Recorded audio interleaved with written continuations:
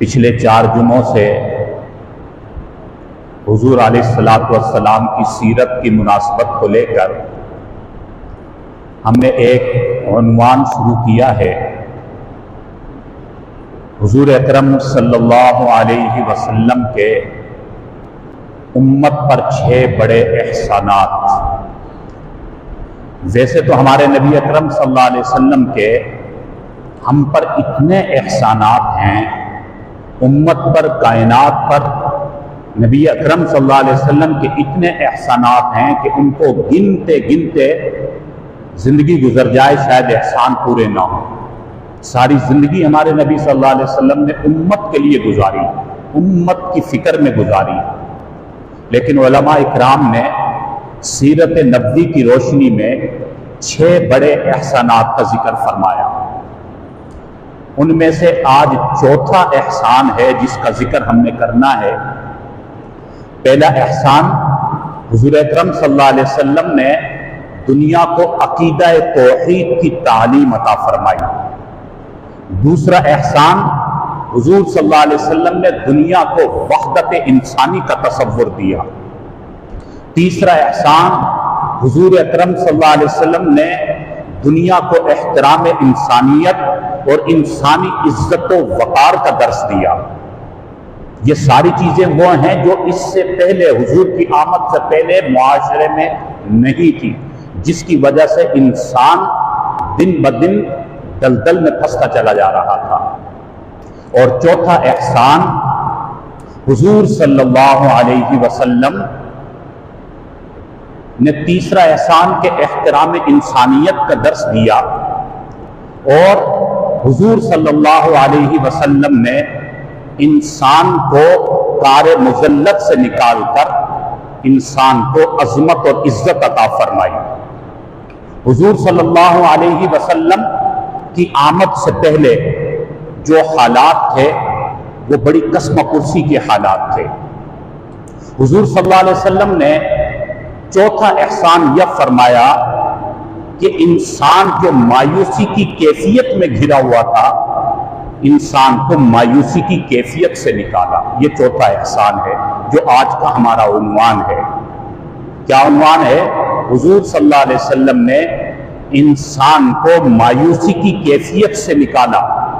حضور صلی اللہ علیہ وسلم کے آنے سے پہلے انسان مایوسی کی دلدل میں تھا۔ بعض مذاہب وہ تھے جن کا عقیدہ تھا کہ انسان اگر کوئی گناہ کر بیٹھے تو بس وہ پھر قابل نفرت بن گیا، اب اس کی مغفرت کی کوئی صورت نہیں، نجات کی کوئی صورت نہیں، بس یہ معاشرے کے لیے، سوسائٹی کے لیے قابل نفرت انسان ہے۔ یہ جن مذاہب کا عقیدہ تھا، ان مذاہب کے ماننے والے اگر کوئی گناہ کر بیٹھتے تو بس وہ پھر مایوس ہو جاتے اور وہ سمجھتے کہ اب ہمارے لیے کوئی نجات کی صورت تو ہے ہی نہیں، لہٰذا وہ مزید گناہوں کی طرف بڑھتے، وہ مزید خرابیوں کی طرف بڑھتے اور مزید بڑے بڑے گناہوں میں وہ ملوث ہو جاتے کہ ان کے اوپر ایک مایوسی چھا جایا کرتی تھی۔ پھر حضور صلی اللہ علیہ وسلم نے آ کر اس عقیدے کو حضور نے ختم کیا اور انسان کو بتایا کہ مایوسی کفر ہے، مایوسی سے منع کیا گیا۔ اللہ تعالیٰ مایوسی کو پسند نہیں فرماتے۔ اللہ بڑے سے بڑے گناہ کو معاف فرما دیتے ہیں بشرطے کہ انسان سچے دل سے توبہ کرے۔ عیسائیوں کا عقیدہ یہ تھا کہ انسان پیدائشی گناہگار ہوتا ہے، پھر حضرت عیسیٰ علیہ السلام اس کا کفارہ بنتے ہیں۔ اس طرح مختلف مذاہب کے مختلف عقیدے تھے کہ جس میں انسان مایوسی میں جاتا تو مایوسی سے نکلنے کی کوئی صورت نہیں تھی۔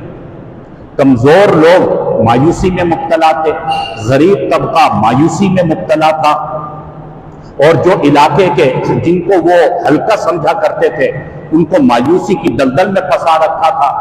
حضور صلی اللہ علیہ وسلم نے آ کر جو انقلاب برپا کیا، جو لوگوں کو تعلیم دی، جو لوگوں کا ذہن بدلا، اس میں امت کو یہ بات یاد دلائی کہ ہر انسان، وہ انسان جب پیدا ہوتا ہے تو وہ پیدائشی معصوم ہوتا ہے، پھر اس کے بعد اس کے اعمال وہ جو سرزد اس سے ہوتے ہیں اس کا وہ جواب دہ ہے پیدائشی تو انسان معصوم ہوتا ہے اور ہر انسان اپنے عمل کا مکلف ہے، ہر انسان کو اپنے عمل کا جواب دینا ہے۔ کوئی انسان دوسرے کا بوجھ نہیں اٹھائے گا۔ جو اس وقت جہالت تھی کہ باپ سے گناہ ہو گیا تو بیٹا بھی اس کے اندر ملوث، بیٹے کو بھی گناہگار سمجھا گیا، بیٹے سے گناہ ہو گیا تو باپ کو بھی گناہگار سمجھا گیا، بھائی سے گناہ ہو گیا تو دوسرے بھائی کو بھی اسی لپیٹ میں لیا گیا۔ جبکہ حضور علیہ السلام نے آ کر قرآنی تعلیمات یہ دی، اللہ تزر وازرۃ وزر اخری، قرآن نے واضح کہا کہ ایک دوسرے کا بوجھ اپنے اوپر نہیں اٹھائے گا، ہر انسان اپنے عمل کا خود بوجھ اٹھائے گا۔ وَأَن لَيْسَ لِلْإِنسَانِ إِلَّا مَا سَعَىٰ، جو انسان جیسا کرے گا اس کا عمل اس کے ساتھ ہوگا۔ ثُمَّ يُجْزَاهُ الْجَزَاءَ الْأَوْفَىٰ، ہر انسان کو اس کا پورا پورا بدلہ ملے گا۔ قیامت کے دن جس نے جیسا عمل کیا ہوگا اس کو اسی عمل کا جواب دینا ہوگا۔ کوئی دوسرے کا گناہ اس کے سر پر نہیں ہے، ایک بھائی کا گناہ اس کے سر پر نہیں، باپ کا گناہ بیٹے کے سر پر نہیں، بیٹے کا گناہ باپ کے سر پر نہیں، ہر انسان اپنے عمل کا مکلف ہے۔ حضور صلی اللہ علیہ وسلم نے آ کر معاشرے میں یہ انقلاب برپا کیا اور دنیا کو بتایا کہ اللہ کی رحمت سے مایوس نہ ہو۔ اگر تم چاہتے ہو کہ اللہ تمہیں اپنے قریب کر لے تو ہرگز تم شیطان کی باتوں میں نہ آؤ۔ قل یا عبادی الذین اسرفوا علی انفسہم لا تقنطوا من رحمت اللہ۔ حضور نے اللہ کا فرمان پڑھ کر دنیا کو سمجھایا اور بتایا۔ اللہ فرماتے ہیں میرے ان بندوں سے کہہ دو جو ساری زندگی گناہ کرتے رہے، اپنی جان پر ظلم کرتے رہے، لا تقنطوا من رحمت اللہ، وہ اللہ کی رحمت سے ہرگز مایوس نہ ہو۔ ان اللہ یغفر الذنوب جمیعا، بے شک اللہ سارے گناہوں کو معاف کرنے پر قادر ہے۔ تم سچے دل سے توبہ کرو، اللہ سے معافی مانگو، اللہ تمہارے سارے گناہوں کو معاف کر دے گا۔ اللہ تو قادر ہے، اس کو کوئی پوچھنے والا نہیں ہے۔ تو حضور علیہ السلام تو جس جاہلیت کے دور میں آئے تھے، ہر انسان کسی نہ کسی برائی کی دلدل میں پھنسا ہوا تھا۔ آپ صلی اللہ علیہ وسلم نے ان کو بتایا کہ اب بھی تم مایوس نہ ہو، اب بھی اگر تم چاہتے ہو تو آؤ، لوٹ آؤ، تم اللہ کی مان لو، لا الہ الا اللہ، اس بات کا اقرار کر لو، کلمہ اسلام پڑھ لو، تفلحون، تم کامیاب ہو جاؤ گے، فلاح پا جاؤ گے۔ کتنے ہی لوگ جو مایوسی کی دلدل میں تھے وہ آئے اور آ کر کہا کہ یا رسول اللہ ہم سے یہ گناہ ہوا، یہ گناہ ہوا، کیا ہماری نجات کی کوئی صورت ہے؟ اگر ہم کلمہ پڑھ لیں تو ہماری کیا پوزیشن ہوگی، کیا حیثیت ہوگی؟ آپ علیہ الصلوۃ والسلام نے بتایا اگر تم کلمہ پڑھ لو گے سچے دل کے ساتھ تو تم پاک صاف ہو جاؤ گے، تمہارے گناہ معاف کر دیے جائیں گے، تم ہمارے بھائی بن جاؤ گے، دوسرے مسلمانوں کی طرح تم بھی ہمارے مسلمان بھائی بن جاؤ گے۔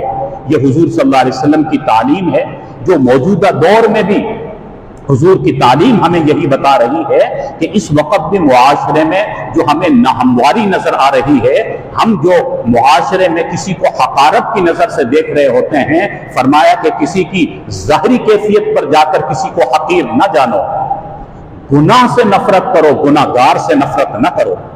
نہیں معلوم کہ کب وہ اس گناہ سے توبہ کر لے اور وہ سچا مومن بن جائے۔ اللہ تو توبہ کے ہر وقت منتظر ہیں، اللہ تو ہر وقت یہ چاہتے ہیں کہ میرا بندہ مجھ سے توبہ کر لے۔ اس لیے حضور صلی اللہ علیہ وسلم نے امت کو یہ تعلیم دی کہ کسی کی ذات سے نفرت نہ کرو۔ ہاں اس کا عمل اگر غلط ہے، وہ کوئی غلط کاری کر رہا ہے، کوئی ڈکیتی کر رہا ہے، کوئی چوری کر رہا ہے، کوئی زنا کر رہا ہے، کوئی بدماشی کر رہا ہے، کوئی قتل کر رہا ہے، اس کا وہ فعل غلط ہے، اس کا وہ عمل قابل نفرت ہے، لیکن کسی کی ذات سے نفرت کرنے کی اجازت نہیں۔ اس کے لیے توبہ کے دروازے کھلے ہوئے ہیں، وہ کبھی بھی توبہ کر کے واپس لوٹ سکتا ہے، اپنے اللہ کو راضی کر سکتا ہے۔ وَلَا تَيْأَسُوا مِن رَوْحِ اللَّهِ، اللہ نے قرآن میں کہا اللہ کے فیض سے ہرگز مایوس نہ ہو۔ إِنَّهُ لَا يَيْأَسُ مِن رَوْحِ اللَّهِ إِلَّا الْقَوْمُ الْكَافِرُونَ، اللہ کی رحمت سے تو کافر ہی مایوس ہوا کرتا ہے، مومن نہیں۔ مومن کی یہ شان ہوتی ہے کہ وہ ہر وقت اللہ سے اچھی امید لگا کر رکھتا ہے۔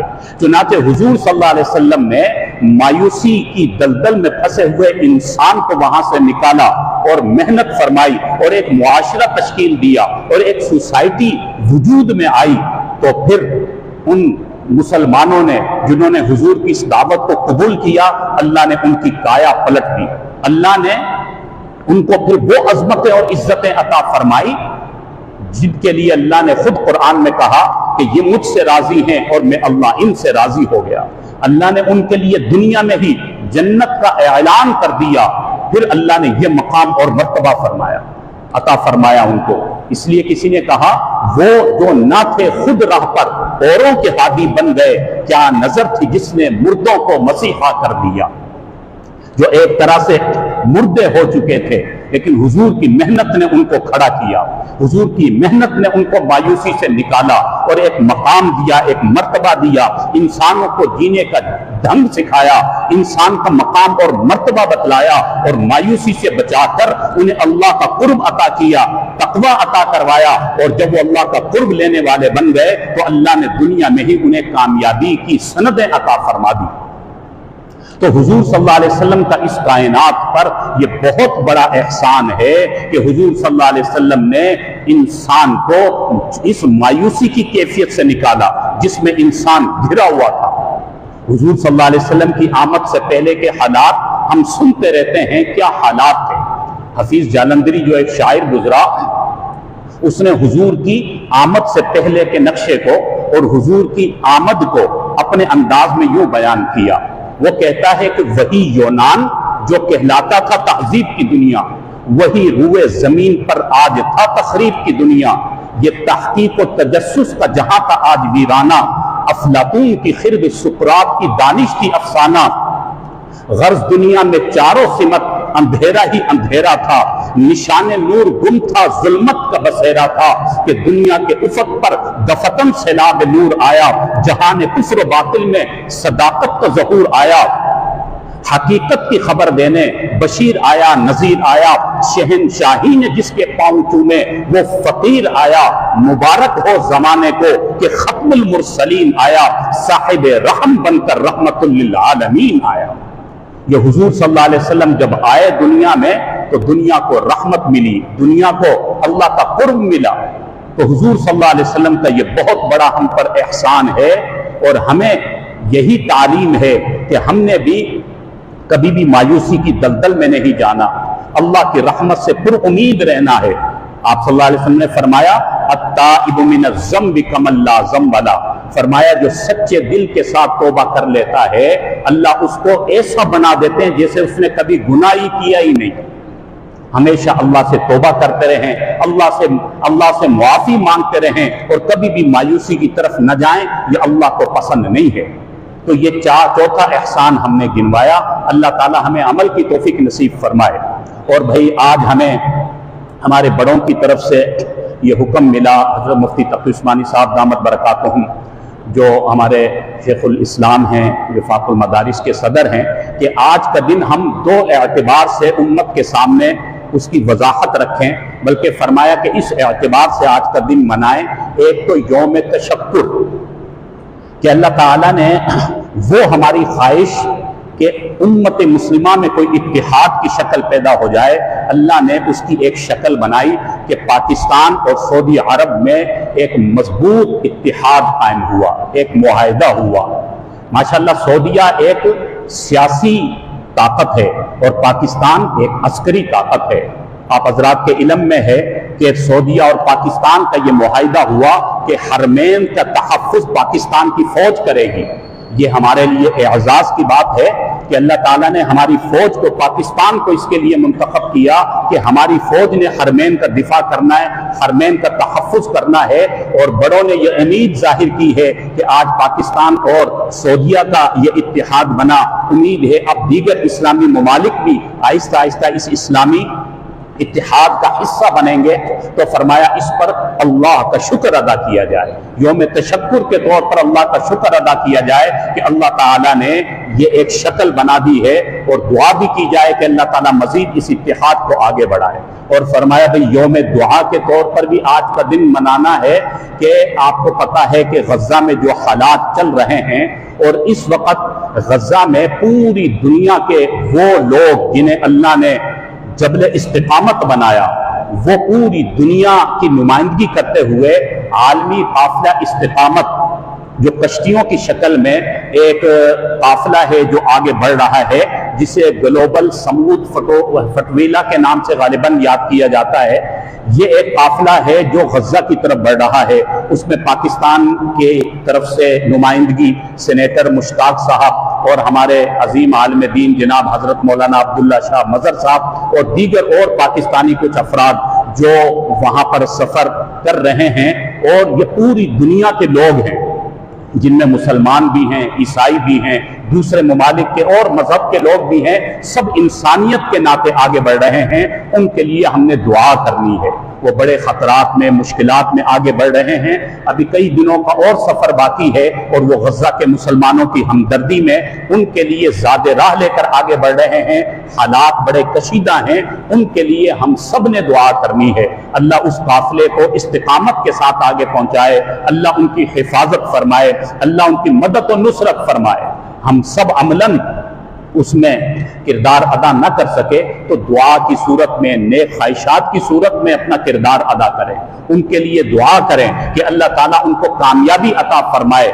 पाकिस्तान की नुमाइंदगी जो कर रहे हैं, अल्लाह उनकी हिफाजत फरमाए। मुसलमान दूसरे ममालिक से हैं या गैर मुस्लिम भी हैं, उन सबको अल्लाह ताला अपने मंजिल मकसूद तक पहुंचाए और ये काफिला गजा वालों के लिए एक नवीद बन जाए। उनकी आज़ादी के लिए अल्लाह ताला कोई सबील निकाल दे। अल्लाह ताला हर किस्म के शुरूर व फितन से इस काफिले को महफूज फरमाए। तो हमने अपनी इनफरादी और इज्तिमाई दुआओं में उनको याद रखना है।